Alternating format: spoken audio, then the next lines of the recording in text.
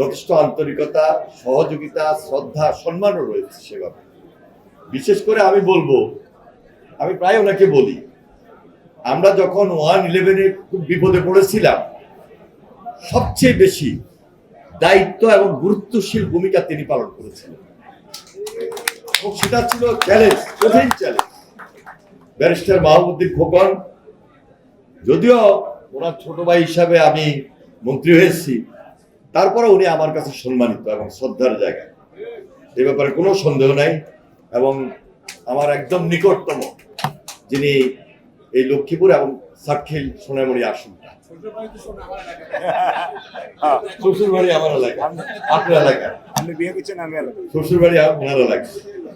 যাই হোক, আমি প্রথমে মনে করছিলাম যে এখানে শুধু বৃহত্তর নোয়াখালীর পর আইনজীবীরাই এখানে উপস্থিত থাকবেন, না, পরে দেখলাম যে আমাদের অনেক সম্মানিত সিনিয়ররা আছেন যারা এই পর আইনজীবী বা অন্যান্য আইনজীবী হিসাবে এখানে উপস্থিত রয়েছেন। আমি সবাইকে আন্তরিকভাবে মোবারকবাদ জানাই এবং ধন্যবাদ জানাই।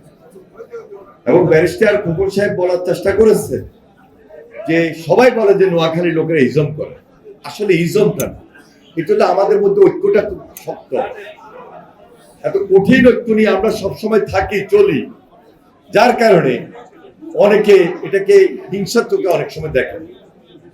এটা কিন্তু ভালো দিক, এটা কোনো খারাপ দিক না। সেই হিসাবে এই ঐক্যটা আমাদেরকে নোয়াখালী বিভাগ এনে দিতে পারে ইনশাআল্লাহ।